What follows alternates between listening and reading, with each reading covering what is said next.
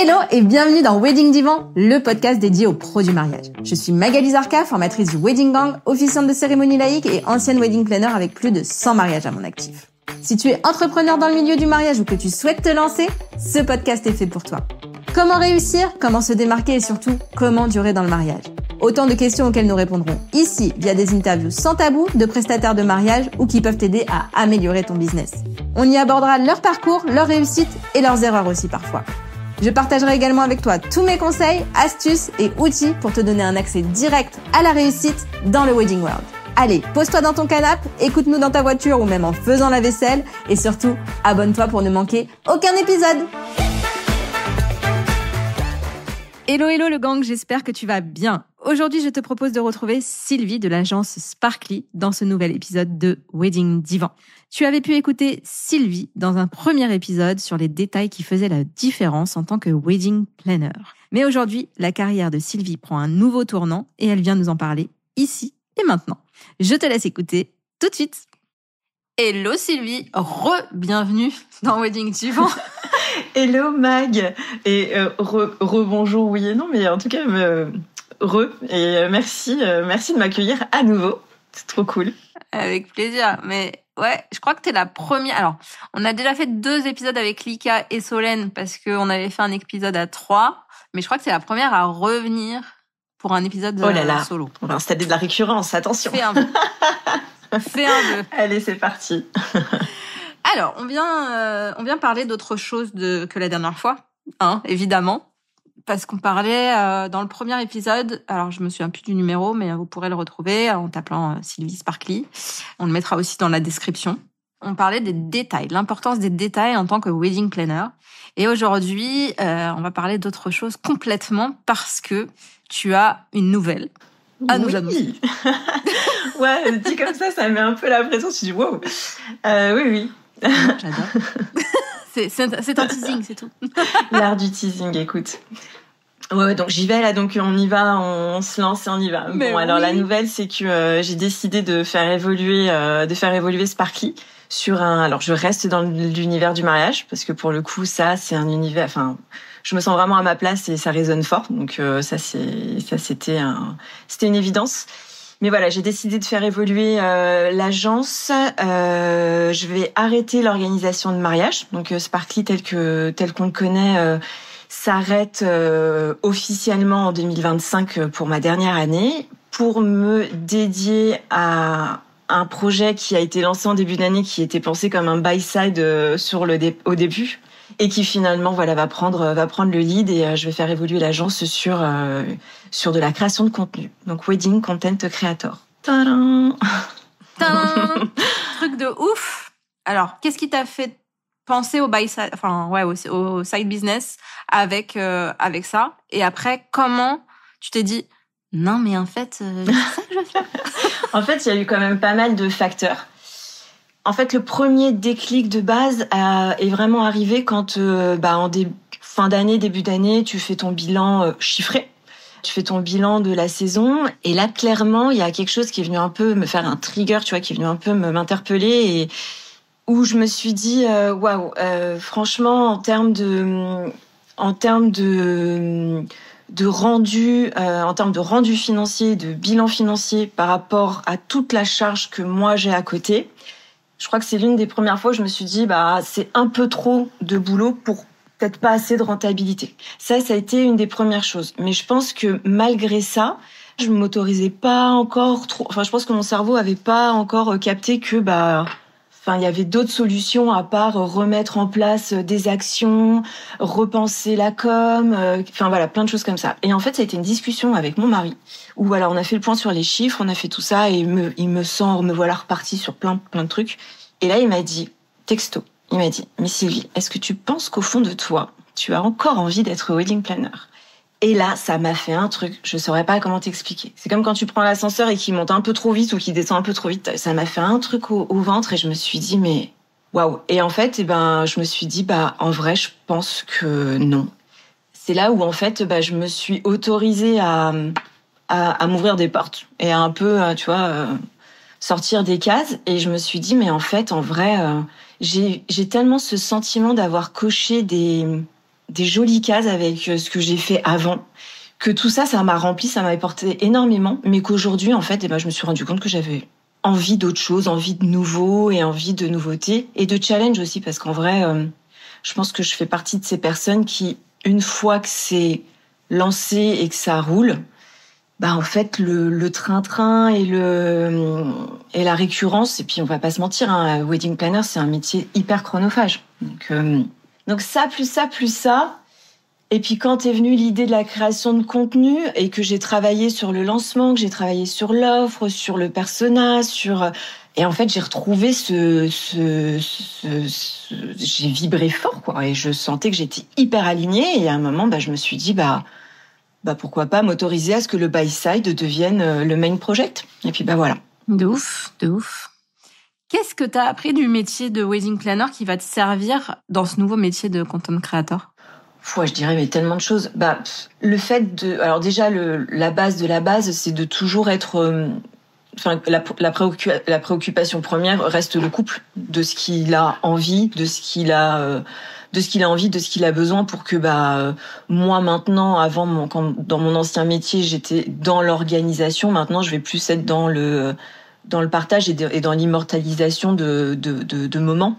Donc ça va être vraiment de garder en tête que ce qui compte, c'est ce qu'ils veulent eux et ce qu'ils attendent eux, et l'adaptation. Ouais, l'adaptation, l'échange, l'humain, le travail en équipe. Oui, toutes ces choses que tu mets en place au quotidien quand t'organises, finalement, ça va me donner vraiment des clés hyper précieuses pour pouvoir mener à bien ce nouveau métier.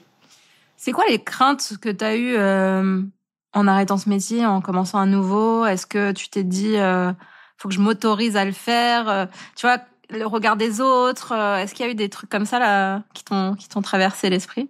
Non, pas vraiment, parce qu'en fait, je pense vraiment, je suis d'une nature, quand j'ai une idée en tête et quand vraiment je sens que ça vibre, c'est pas que je me pose pas vraiment de questions, mais j'y vais. Et en fait, oui, peut-être ma crainte, ça a été de me dire, mais est-ce que je vais trouver ma bonne cible?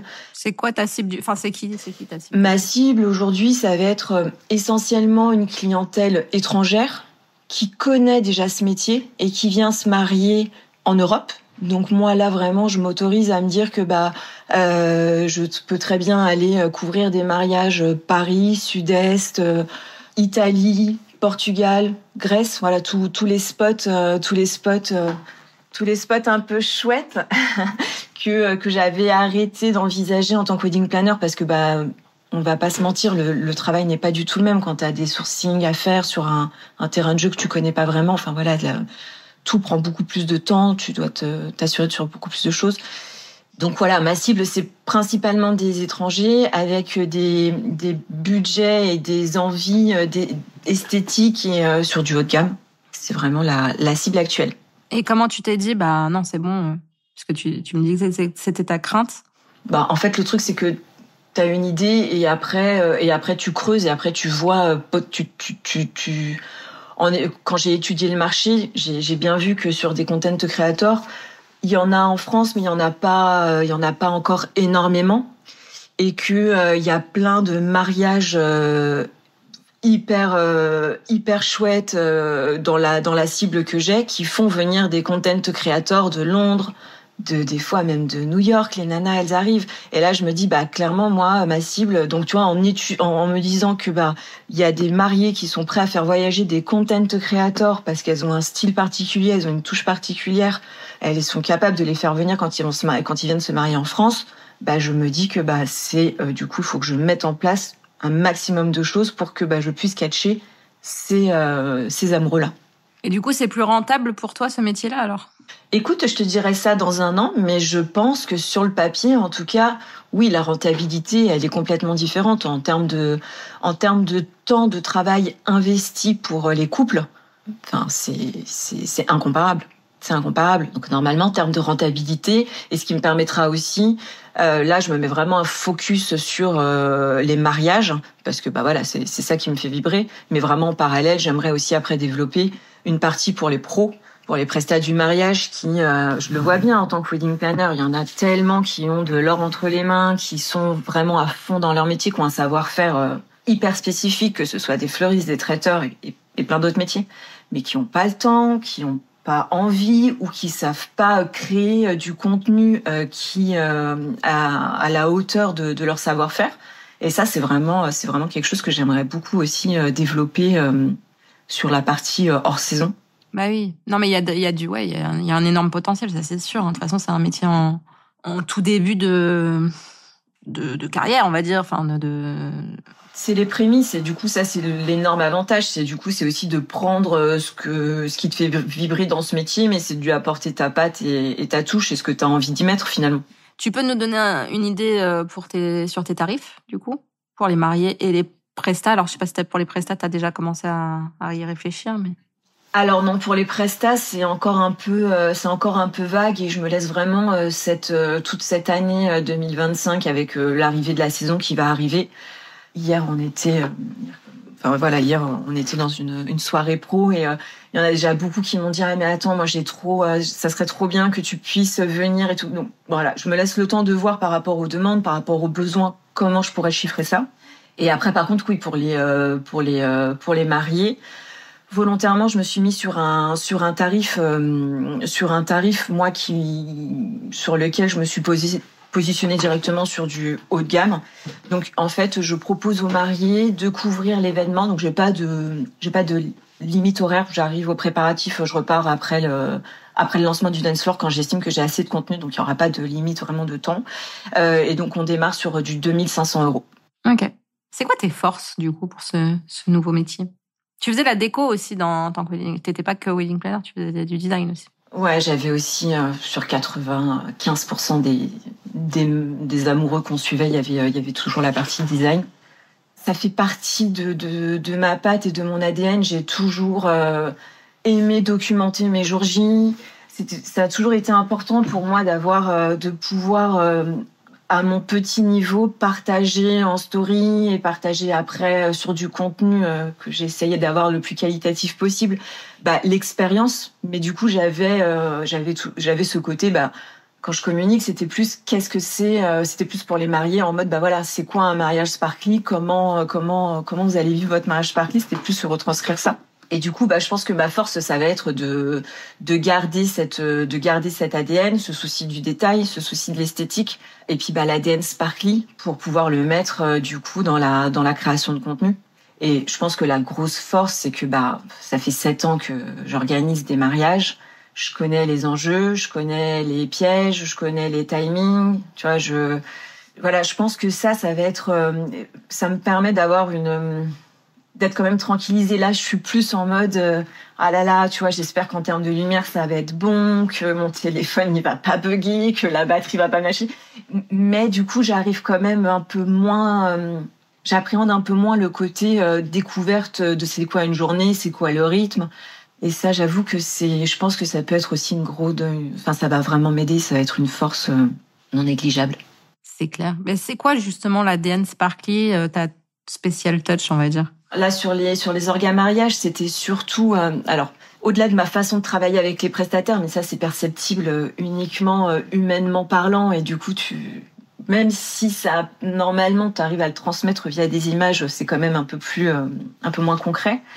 Je dirais que ça reste quand même dans l'esthétique et le souci du détail. Et ça, c'est vraiment quelque chose que j'ai envie de vraiment garder dans ma boîte à outils pour mon prochain métier. C'est d'avoir ce souci du détail, ou même si moi je reste sur du backstage et des captures de moments bruts et authentiques, d'être sur le meilleur angle possible pour que ce soit le plus esthétique possible. Enfin, des fois, je vois passer des vidéos, il y a des trucs qui traînent derrière. Ça, c'est pas... Tu m'étonnes. C'est pas... Voilà, c'est important pour moi de garder ce côté souci du détail et encore une fois, voilà, même si moi, c'est les behind the scene, mais de rendre quelque chose quand même d'esthétique et de qualitatif. Oui, le lien entre le premier épisode et celui-ci est trouvé. Juste pour revenir sur tes tarifs, j'imagine qu'il y a plusieurs réels qui sont montés à ce tarif-là, etc. Tu veux expliquer un petit peu pour que les gens comprennent s'ils veulent, par exemple, si c'est des wedding planners qui écoutent et qui veulent te placer ou... Oh oui, mais j'ai qu'une hâte de travailler avec des wedding planners et de recevoir un planning en bonne et due forme et me dire ok, je serai là, je comprends, je sais, je respecte tellement ton travail, donc ouais, ça j'ai vraiment hâte. Alors en fait, dans les 2500 €, ce qui se passe, c'est que dès le lendemain, avant 20h, donc le dimanche avant 20h, les mariés reçoivent une galerie avec l'ensemble des rushs de la journée. C'est hyper important pour moi qu'ils puissent avoir un lendemain de mariage où direct ils peuvent rester dans l'émotion et se replonger et découvrir des moments ou se replonger dans des moments grâce à ce contenu qu'ils vont binge-watcher comme ils veulent. Voilà, ça c'est hyper important pour moi parce que je me suis rendu compte que le après mariage, quand t'attends les photos, quand t'attends la vidéo, c'est long. C'est long et puis t'as rien à te mettre sous la main à part potentiellement les photos de tes invités, mais en même temps, plus tes invités kiffent, moins ils ont le téléphone à la main et c'est ce qu'on a envie. Donc finalement, voilà. Tes témoins, quand t'es au préparatif, t'as pas envie qu'il y en ait une qui est avec son téléphone pendant que tout le monde a sa coupe de champagne. Donc vraiment, ça me fait vraiment vibrer de me dire que l'après-mariage, l'attente par rapport aux photographes et aux vidéastes, elle va pouvoir être un petit peu plus smooth grâce à ça. Et donc, en complément de cette galerie, ils vont recevoir 2 réels de 30 à 45 secondes sur les morceaux de leur choix. Ça, c'est important aussi pour moi en amont quand je prépare avec eux, c'est qu'ils me fassent une sélection, qu'ils me donnent la sélection des morceaux de leur choix.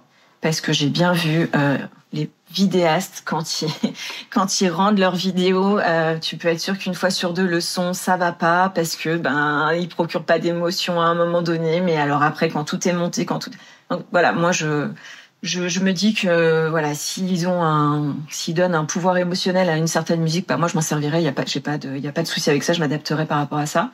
Et c'est que donc ils reçoivent 2 à 3 réels mais de format assez court. Sur un focus pareil en amont, je vais leur demander c'est quoi les focus les plus importants pour eux. Est-ce que c'est les préparatifs? Est-ce que c'est la cérémonie? Est-ce que c'est le dance floor? Est-ce que c'est les moments de vie un petit peu plus comme ça capturés au cocktail ou autre? Pour que je puisse mettre des focus sur les différents projets montés. Et 3 jours après, maximum, entre 24 et 72 heures, ils ont un réel un petit peu plus long. Ils ont 1 ou 2 réels un petit peu plus longs qui va de 60 à 90 secondes. Voilà. Ok. C'est quoi pour toi un contenu réussi le jour J? Un contenu réussi le jour J, je dirais que c'est un contenu qui, quand tu le découvres, te procure une émotion. Viens chercher chez toi quelque chose, te procure une émotion, quoi. Pour moi, c'est ça. Au-delà de l'esthétique, parce que ça, c'est ce qui va faire le plus. Mais c'est que vraiment, qu'il y ait de l'émotion, quoi. Qu'il y ait du rire, qu'il y ait des larmes, qu'il y ait de l'étonnement, de la joie, tout ça. Et pour les pros? Pour les pros, je dirais que le contenu réussi, c'est le contenu qui réussira à mettre en avant et à retranscrire le mieux leur ADN et leur personnalité, enfin leur savoir-faire, mais d'une façon qui leur ressemble, parce que je pense que c'est ça aussi dans nos métiers, nos forces, c'est que finalement nos boîtes, c'est nos marques personnelles, quoi. Et mieux tu arriveras à communiquer sur ta marque personnelle et mieux tu arriveras à cibler tes clients. Et est-ce que tu penses que c'est un vrai besoin? Comment c'est complémentaire? Bon, on en a déjà discuté, mais peut-être. Mais comment c'est complémentaire avec le métier de photographe et de vidéaste? Après, c'est vrai que sur les photos, tu disais on attend. Alors, il y a certains photographes qui font quand même une petite sélection dans les jours suivants, mais c'est vrai que voilà, moi je pense que c'est hyper complémentaire, mais je veux bien avoir ton avis là-dessus. C'est hyper complémentaire dans plein de sens, déjà dans la façon de travailler, dans la façon de capter les choses. Moi, là, ça sera essentiellement du format vertical pris à l'iPhone. Donc déjà, la façon de capter les images, elle sera complètement différente. Et moi, si tu veux, j'ai vraiment une démarche où je vais venir en complémentarité du photographe et ou du vidéaste quand il y en a un. Ou moi, comme c'est plus les backstage, si tu veux, moi, je vais plus aller vers le rythme du photographe et du vidéaste pour pouvoir capter, moi, tu vois, tu l'as vécu comme moi, mais tu vois, des fois, quand t'as le photographe qui a besoin qu'ils aillent dans un certain angle, qu'il fasse un certain mouvement, quelque chose, ils le font une première fois, et généralement, quand il y a le vidéaste dit, du coup, là, les amoureux, est-ce que vous pouvez le refaire? Voilà.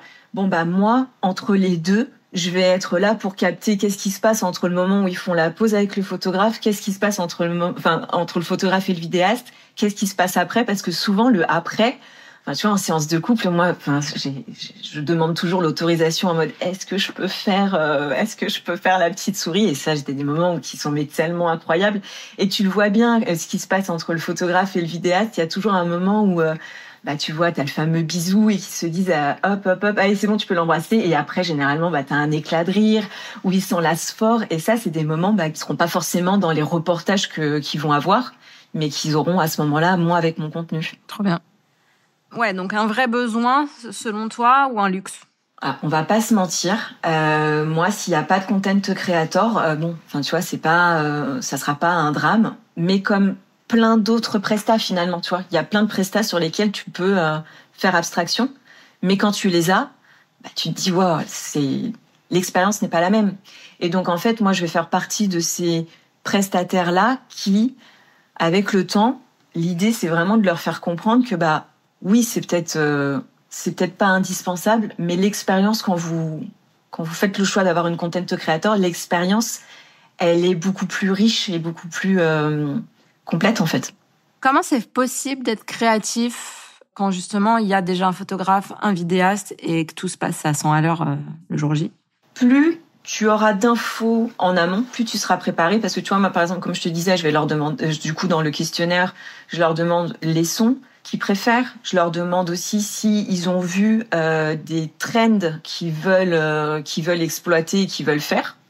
Donc je me dis que plus je suis préparée en amont et plus je peux voir ce qui va être compliqué ou pas de faire.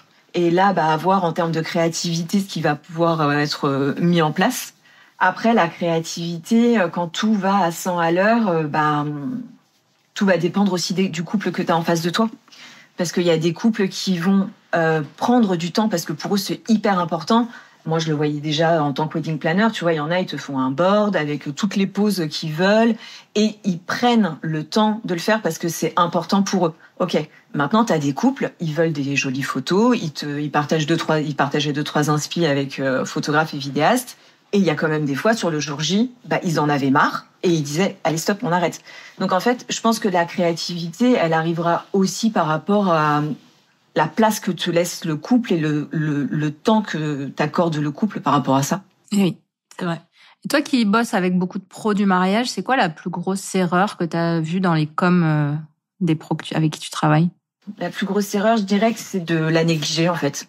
Après, attention, Insta, c'est une vitrine, mais en vrai, ça peut tout dire et ça peut rien dire. Il y a des très jolis comptes Insta et je pense que derrière, il y a des business qui sont pas rentables. Et il y a des comptes Insta où quand tu les regardes, tu te dis « Ouais, ça me fait pas rêver ». Mais clairement, derrière, il y a une rentabilité, il y a un chiffre que tu soupçonnerais, mais même pas. Donc déjà, il y a ça où il faut vraiment être au clair là-dessus. Maintenant, moi, je me dis que quand tu as un prestat, que tu cartonnes et que tu as un bon chiffre d'affaires et que ton Insta, il est pas dingue, je me dis « Ouais, si ton Insta, il arrive à refléter la qualité du travail que tu fais, là, forcément, c'est du plus et du mieux. Donc oui, ça serait de négliger ou de faire pour faire. Parce que des fois, il vaut mieux pas faire que de faire des choses qui esthétiquement sont pas dingues et qui vont direct te renvoyer sur une image qui n'est pas la tienne.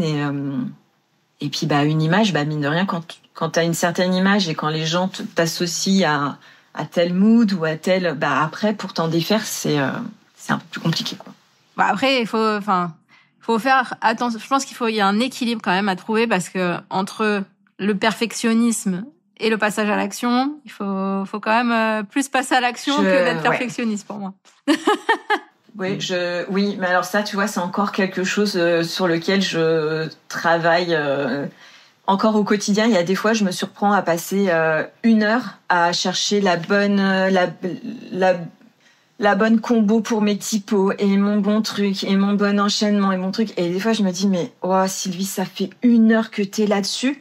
Mais je me dis, si je le fais pas et que je le mais en ligne, je sais que ça va me... Ça va pas te plaire. Oh, ça va me... Tu vois. Donc bon, mais oui, des fois, il vaut mieux fait et imparfait que pas fait. Ça, je suis entièrement d'accord. Mais bon, il faut juste mettre le curseur au bon endroit. Voilà, il y a une balance à trouver. Tu penses que les prestataires, ils doivent plus montrer du vrai, les vrais moments, ou t'es plus storytelling? Alors moi je sais pas si pour moi c'est plus du storytelling, mais je pense que tu peux montrer du vrai mais avec du storytelling derrière.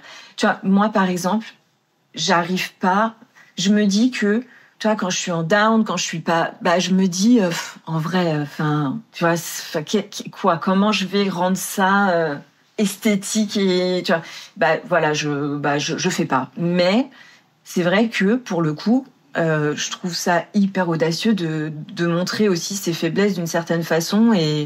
Mais voilà, moi, j'aimerais bien trouver le curseur de me dire, fais de l'authenticité, et avec du storytelling, là, ça serait le Graal, quoi. Tu peux, hein. Avec les coulisses, des choses comme ça, c'est en fait, pour moi, c'est une alternance, c'est pareil, c'est une bonne balance. Tu penses que les mariés choisissent encore un prestataire pour son site internet ou maintenant c'est juste Insta? Moi, je pense que c'est principalement Insta. C'est principalement Insta. Après, le site, c'est toujours... je trouve ça important qu'il soit là parce que c'est toujours quand même un peu plus rassurant, on va dire. Mais en vrai, moi, je travaille avec des fleuristes qui ont pas de site internet, qui font que qui ont que leur Insta et leur Pinterest. Et tu vois, à chaque fois, elles me disent oui, mais on nous dit souvent, mais en vrai, elles remplissent leur saison.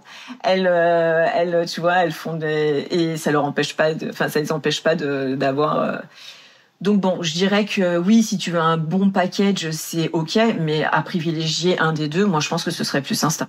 Ouais, moi, je pense que soit les mariés arrivent par Insta et après ils vont voir ton site pour se rassurer, comme tu disais, et après ils retournent sur Insta et te contactent sur Insta maintenant. Soit ils font l'inverse, hein, ils arrivent sur ton site, ils vont voir ton Insta pour voir si ça colle, et après ils retournent sur le site, quoi. Il y a deux canaux d'acquisition, ça c'est sûr. Mais moi je la vois la différence. En tant que wedding planner, je voyais très bien la différence quand ça arrivait depuis Google ou quand ça arrive depuis Insta. Ouais, parce que t'as le lien qui est complètement différent. Ouais, c'est complètement différent. Et je le ressentais tout de suite, même dans leur façon de t'aborder. Enfin, tu vois, je le ressentais tout de suite. Donc, c'est aussi ça, c'est peut-être ça aussi. Puis en plus, maintenant, il y a du référencement sur Insta comme il y a du référencement sur Google, sur Pinterest. Donc, tu vois, petit à petit, sans parler de TikTok, parce que moi, j'avoue, je suis pas trop team TikTok. Tu vas t'y mettre avec ton nouveau métier, je pense. Franchement, je pense pas. Je pense que ma cible, je peux peut-être me tromper, mais ma cible, je pense pas qu'elle soit TikTok. Peut-être que ça va arriver sur du TikTok, après ça va passer sur de l'Insta. Franchement, je sais pas, peut-être que je dirais pas la même chose dans un an, mais aujourd'hui, je pense que non, je vais capitaliser, je vais mettre ma force je vais mettre mon énergie sur Insta, et sur un malentendu, si je peux poster le même contenu sur TikTok sans que ça me prenne, voilà. Oui, voilà. C'est ça. Mais je pense que c'est ça.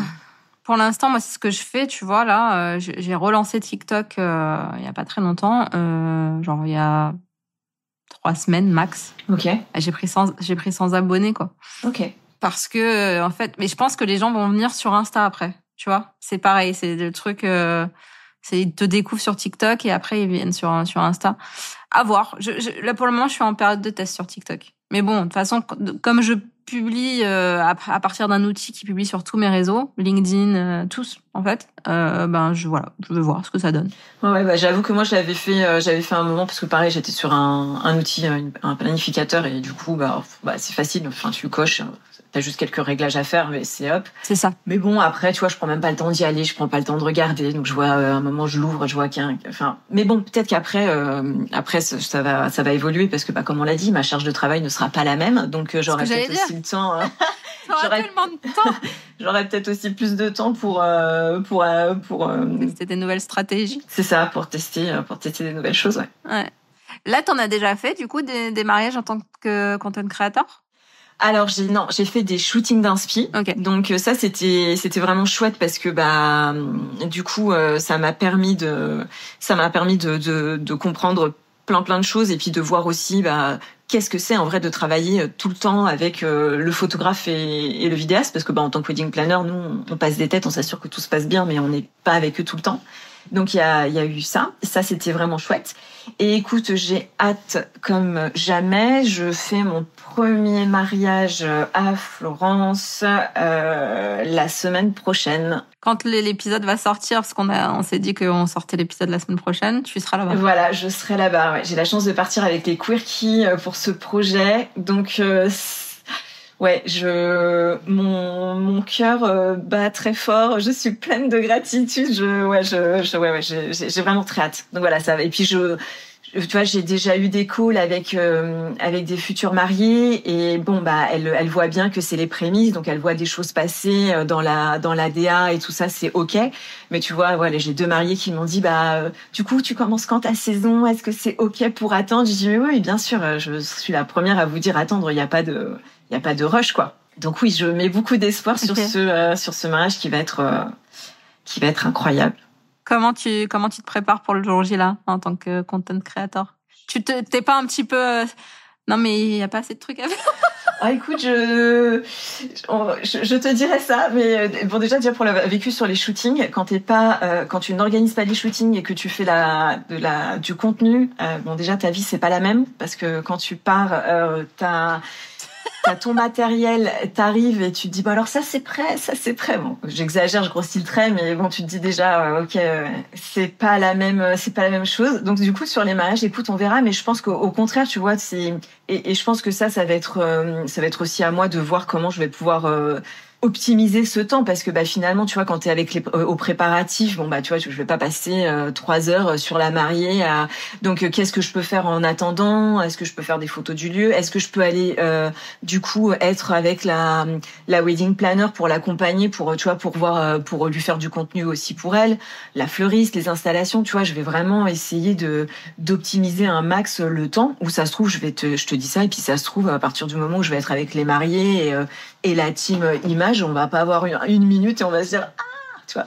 Donc je sais pas, ça va être mais bon non, je pense pas m'ennuyer et puis si je m'ennuie, écoute au pire j'irai aider la wedding planner, mais j'y crois pas un instant. Je pense que je vais avoir beaucoup de choses à gérer. Oui, non mais le jour J, c'est sûr, moi je pense que t'auras toujours quelque chose à capturer, mais non, les préparatifs, qu'est-ce que tu prépares en amont? Ah, qu'est-ce que je prépare en amont, pardon. Là, du coup, les mariés ont partagé les inspi photos, tout ce qu'ils souhaitaient. Donc là, moi, du coup, tu vois, j'ai prévu de faire ça ce week-end. C'est vraiment de voir moi sur des différentes vidéos que je peux voir sur tu vois, sur de la création de contenu, de m'inspirer, de voir qu'est-ce que je pourrais comment je pourrais capter peut-être des moments, des instants sur ces choses-là, et puis aussi revoir tout le planning qu'on a eu, et puis moi me faire mon propre tu vois mes propres reminders en mode alors ça c'était important pour elle, il se passe ça à ce moment-là, parce qu'il y a ça aussi, c'est que il va falloir que moi maintenant on me donne un planning, donc je le suis mais avec mon cœur de métier et plus au global, donc la préparation elle se fait plus du coup de ce point de vue-là. Ok. On a 2 questions qui nous restent. Un conseil que tu as reçu en tant que wedding planner et que tu donnerais jamais à quelqu'un? Alors, c'est pas un conseil, je dirais, c'est plus une remarque qui est de ah mais attends, t'as pas peur en te mettant à ce prix-là de pas signer de mariés? Ah, ça c'est pour le content creator du coup. Non, pour en tant que wedding planner. Les 2. Ouais. Oui, même les deux. Là, c'est vrai que tu vois, c'est vrai que le tarif à 2500 €, je me rends compte que de toute façon, c'est comme ça. Je me positionne sur du haut de gamme, donc j'ai conscience sur un budget de content creator à ce prix-là, les photographes ils sont minimum entre 4 et 5000. Pareil pour la vidéo, tu vois, parce que voilà, il y a, je pense, tu vois, donc dans ce genre de. Et donc oui, on m'a dit non mais attends, t'as pas peur que ce soit trop cher, t'as pas peur. En vrai. De toute façon, s'il y a bien quelque chose que j'ai appris avec Sparkly, c'est justement sur la partie mariage, c'est si tu te mets pas au bon prix dès le départ, et que tu l'augmentes après petit à petit, c'est 10 fois plus difficile. Donc, je préfère me dire que je teste un marché, je teste une activité sur ce créneau-là parce que c'est vraiment sur cette cible-là que je veux travailler. Et puis, à moi de faire en sorte de la toucher plutôt que de baisser et revoir mes tarifs, quoi. Oui, enfin, après, c'est sûr que toi, t'as déjà, je pense, ton background de wedding planner qui va t'aider aussi sur ce métier-là. Parce que c'est vrai que quand tu te lances, c'est toujours cette question de dire ouais, à quel prix je me lance, parce que il y a le truc de se dire je me sens pas légitime toujours, et d'un autre côté voilà, j'ai envie de gagner ma vie, donc il y a ce truc là, mais toi t'as déjà ton background de wedding planner qui t'aide à te lancer, je pense, sur ce truc là. Donc c'est vrai que quand tu te lances, t'as pas forcément tendance à te lancer à un prix raisonnable, on va dire, je pense. Et après, tu montes. Donc, c'est vrai que c'est plus long, en tout cas. C'est beaucoup plus long. Et après, voilà, si toi, tu te dis, c'est le bon prix, etc. De toute façon, en fait, c'est toujours, c'est le bon prix pour qui, tu vois? C'est trop cher pour qui? Parce que si toi, tu n'as peut-être pas le budget pour payer ça, mais il y a toujours des gens qui font la queue chez Vuitton tous les jours. Donc, Ah, mais bien sûr. Bah oui, c'est comme tu peux très bien t'acheter un pull chez H&M à 50 € avec de la laine et un peu d'angora, tu vois. Mais du coup, sur la même compo, tu vas le payer 10 fois plus cher parce qu'il y a un joli nom sur l'étiquette. Et c'est là où tout l'enjeu de la marque personnelle et de ton univers. J'ai vraiment, ça c'est vraiment ma target de me dire que quand ils voient les images, quand ils voient le rendu, que ça leur fasse un truc et que du coup le prix, ce soit plus un point, ce soit mais non, moi c'est ça que je veux, donc le prix, et ça c'est avec une certaine clientèle. C'est pas, c'est toujours la différence, je trouve, entre le haut de gamme, le luxe et le reste des différents marchés, c'est que souvent c'est combien ça va coûter, tu vois. Si je veux tant de fleurs, c'est combien ça va coûter. Sur une certaine clientèle, si je veux tant de fleurs, comment on le fait et qui va le faire, tu vois. C'est pas c'est plus le combien, c'est comment, parce que c'est ça que je veux. Et c'est aujourd'hui, c'est vraiment ça c'est vraiment ce type de clientèle que je vise. Ok. Dernière question. Si tu pouvais changer une chose dans l'industrie du mariage, ça serait quoi? Je dirais que ce serait... je sais pas comment le formaliser concrètement, mais je pense que quand tu fais ce métier, je pense qu'il se passe toujours quelque chose de l'ordre de la passion et de l'envie pour faire ce métier. Tu fais pas ce métier pour te dire « Alors, je vais investir tant, ça va me rapporter tant. » Non, ça vient toujours d'une passion. T'as quand même, je pense qu'on est un peu tous artistes dans l'âme, sur des stades différents. Et je pense que ce qui est du coup dommage, c'est que comme pour beaucoup on fait ça avec le cœur et avec la passion, tout le côté business, entreprise, gestion, vision de en fait oui, tu vas organiser des mariages, tu vas travailler au bonheur des gens. C'est l'amour qui fait que c'est peut-être bisounours, mais tu vois, nous c'est grâce à l'amour, c'est grâce à ce sentiment hyper fort entre deux personnes qu'on bosse, tu vois. Parce que tu vois, il y a un jour, il y a deux personnes qui s'aiment si fort, qui disent nous c'est pour la vie et on va le faire bien. Et après ils s'entourent d'une team. Donc déjà ça c'est dingue en soi. Mais je trouve que ce qui est dommage, en tout cas moi de mon point de vue, je pense qu'il y en a qui le font très bien et pour d'autres c'est un peu plus difficile, c'est de se dire ok, moi ce qui m'anime c'est la passion, tu vois, ça vient du cœur, mais c'est pas une asso quoi, c'est une entreprise qui doit être rentable, avec laquelle tu vas te rémunérer et correctement, tu vois. Enfin, c'est comme on disait tout à l'heure. Et puis, alors moi je parle pour moi, mais en tant que wedding planner, on n'a pas de réel investissement financier à faire. Enfin, alors tu vas te former, tu vas à ton site, tu vas faire... Bon, c'est des choses c'est pour tout le monde un peu pareil. Il n'y a pas de gros intérêts financiers au départ. Tu peux te lancer avec pas grand-chose en vrai. Et du coup, de là, tu te dis...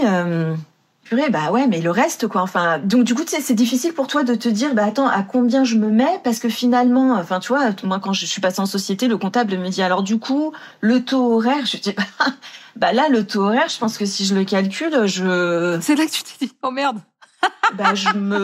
Qu'est-ce que je fais?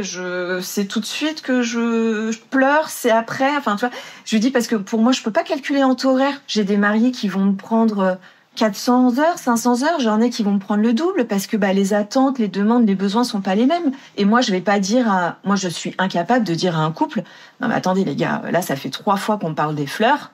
Donc, si vous voulez qu'on parle une 4e fois des fleurs, du coup, je vous le budgétise. C'est plus, tu vois. Non, c'est pas possible. Le nombre de fois où tu fais, tu défais, mais parce que la finalité, c'est qu'il soit heureux. Mais donc, il y a ça aussi, tu vois. Il y a ce truc de t'as tellement envie de bien faire que où est la limite pour que toi, tu sois aussi rentable à un moment donné. Et donc, je pense que c'est ça dans le milieu du mariage. En tout cas, tu vois, au niveau, moi, des wedding planners, ce que je ressens, c'est que t'y vas un petit peu à tâtons et tu te dis, vu que de toute façon, j'ai pas trop de charges, donc je vais mettre ça et ça va me faire une moyenne de temps. Mais au final, tu te rends compte que, c'est pas forcément viable. Alors après, ça dépend où tu mets le curseur, hein, parce que il y en a, quand elles te disent, je me dégage un salaire à 1005, c'est OK. Bon, moi, j'arrive clairement à un stade de ma vie où non, c'est pas OK d'être payé à peine plus que le SMIC quand t'es wedding planner. Non. Voilà, mais après, c'est hyper personnel, tu vois. Oui, mais bien sûr, tout dépend de ta situation. Hein. Si t'as un autre boulot à côté, il y a plein de paramètres. Mais c'est vrai que j'en discutais, je sais plus avec qui j'en parlais hier. Bref, une personne qui me disait, ouais, mais du coup, ça, je vais pas le mettre trop cher parce que ça me prend moins de temps et que c'est facile pour moi. Et en fait, j'ai dit, mais c'est ça que tu dois faire payer le plus, en fait, parce que c'est ta zone de génie. Ta zone de génie, c'est ça que tu dois faire payer le plus cher, en fait. Parce que c'est tellement facile pour toi que les gens viennent te voir pour ça. Et c'est facile pour toi, et donc du coup, hop, ça te sort comme ça. Oui, mais parce qu'il y a aussi, tu vois, cette culture après, ça, c'est tes croyances. Faut travailler dur. Voilà, tu vois. Si. Mais tu sais que moi, Mag, honnêtement, j'ai fait un mariage au Portugal cette année. J'y vais bientôt. Ah là là, c'est incroyable.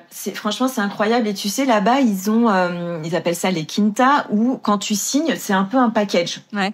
C'est vraiment, t'as la food, t'as la fleur, tu vois, pour X euros par personne, t'as la food, t'as l'alcool, t'as les fleurs.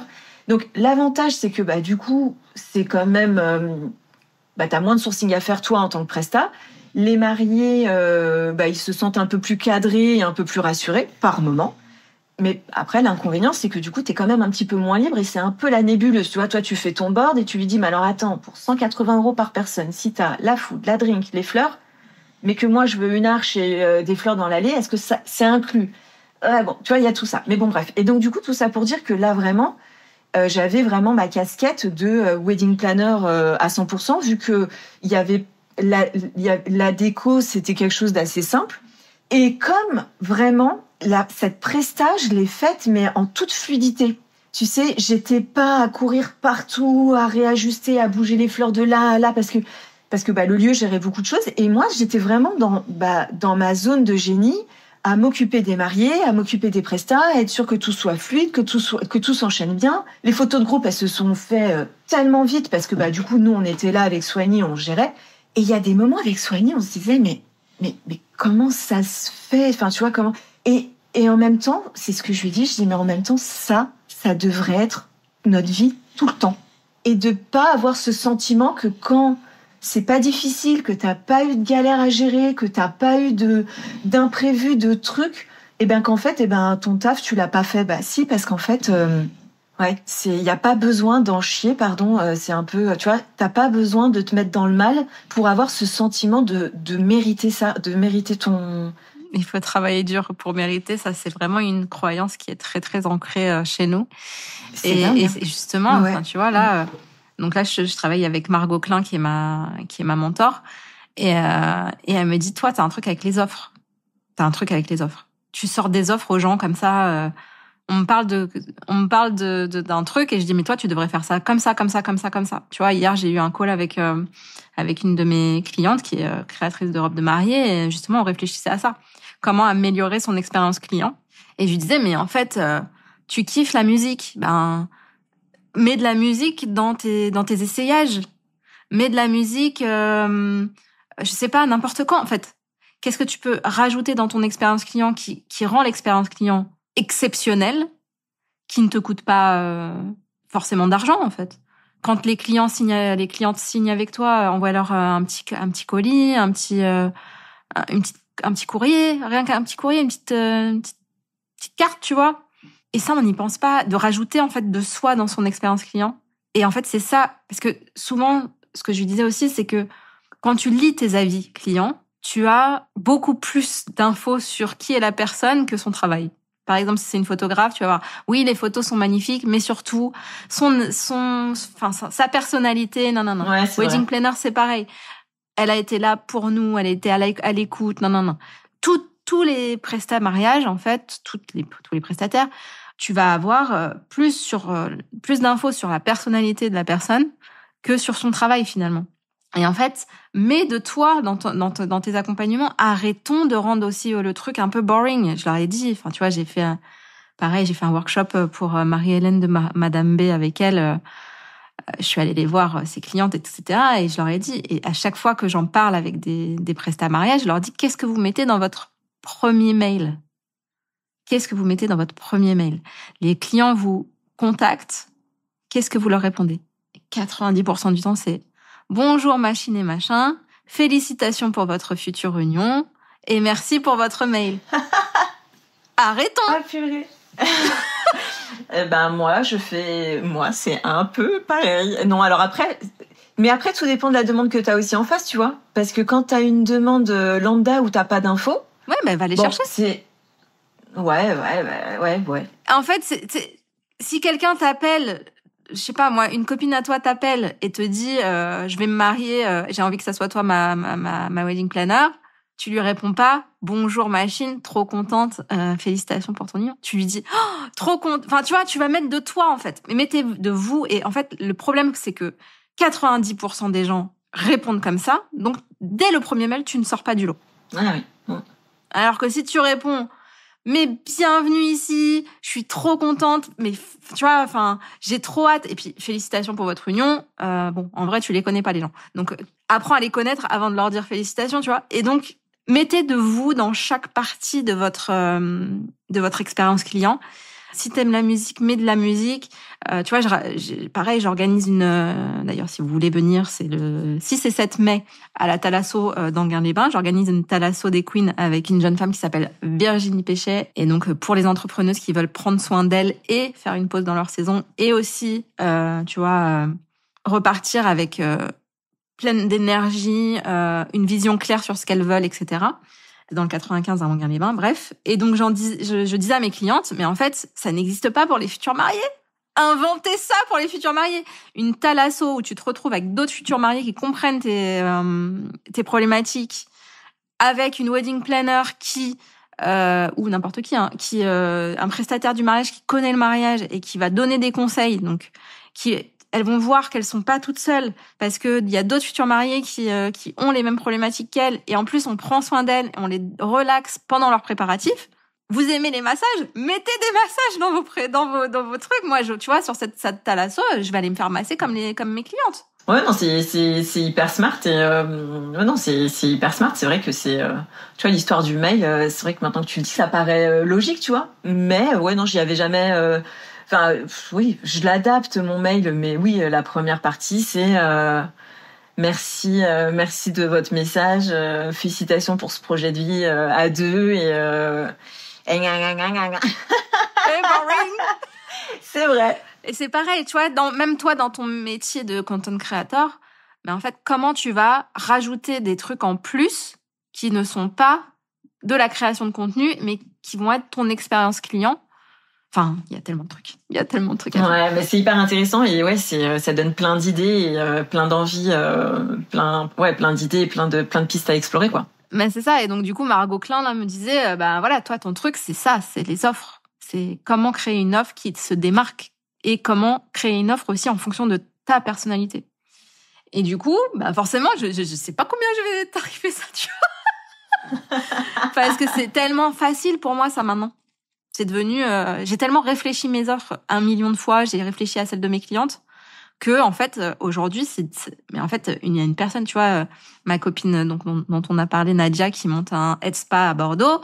je lui dis, mais toi, tu devrais créer une journée complète, parce qu'elle fait aussi un peu alors c'est pas vraiment du coaching, elle aime pas ce mot, mais en gros, sur toute la partie confiance en elle, passage à l'action, etc. Et je lui dis, mais tu fais toute une journée sur je prends soin de moi, je prends des décisions, je passe à l'action, et en plus je me sens badass, genre tu crées toute une journée pour la personne où tu prends soin d'elle, tu l'aides à passer à l'action, à prendre des décisions, et en plus après tu fais venir une photographe ou tu fais toi elle fait le brushing, donc je lui dis tu fais venir une photographe et une make-up artiste, et donc du coup tu vas créer toute une journée. C'est une vraie expérience. Après, voilà, une vraie expérience où en fait la meuf elle va ressortir de là, elle va se sentir comme jamais, badass comme jamais. Elle aura des photos qui vont l'immortaliser, ou une content creator par exemple.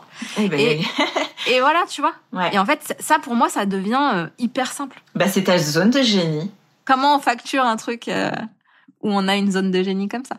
D'ailleurs, voilà, s'il y a des gens qui m'entendent aujourd'hui et qui veulent que je travaille sur leurs offres avec elles, je serais ravie. Voilà. Mais c'est fou, parce que en fait, je me rends même plus compte. En fait, tu te rends même pas compte de ta zone de génie. C'est ça qui est intéressant, c'est que tu te dis c'est vraiment un truc facile, quoi. Et les gens viennent me voir pour ça.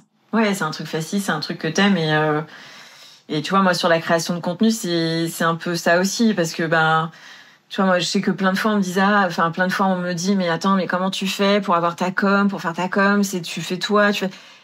Non, mais moi clairement, j'aime tellement ça que des fois, mais vraiment, il est genre 18h, 18h30, j'en ai marre, je suis dans mes mails, je suis dans mes budgets, je suis dans mes sourcings. Je me dis, je vais faire l'Insta. Et hop, tu vois, je me mets sur des réels, je me mets sur des trucs, mais parce que vraiment, j'aime ça. Donc, je dis pas que des fois ça me saoule, hein.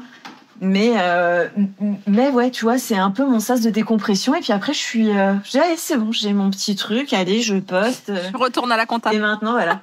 Mais du coup, et c'est vrai que du coup, tu vois, que la communication, la création de contenu, du coup, c'est là où je me suis retrouvée à switcher, à vouloir switcher, mais en me disant, voilà, je réinvente rien, en fait. En vrai, c'était là depuis le départ, c'est juste que je vais l'adapter autrement pour en faire mon nouveau business, quoi. Trop bien. Écoute, moi, j'ai hâte de voir les photos, enfin, les vidéos, du coup, du mariage de Florence, et puis de te suivre dans tes nouvelles aventures, ça va être fou. Je te souhaite plein de beaux mariages. Merci, c'est adorable. Trop hâte aussi. Merci Sylvie, à bientôt. Merci Mag, à bientôt. Bye. Ciao. Et voilà le gang, j'espère que cet épisode t'aura plu autant qu'à moi. Si c'est le cas, partage-le sur Insta en nous taguant Sylvie et moi, ça nous fera trop plaisir. Donc pour Sylvie, c'est sparkly.contentcreator et pour moi, c'est le Wedding Gang, mais tu le sais déjà. Un immense merci à toi et à très vite pour le prochain épisode de Wedding Divan.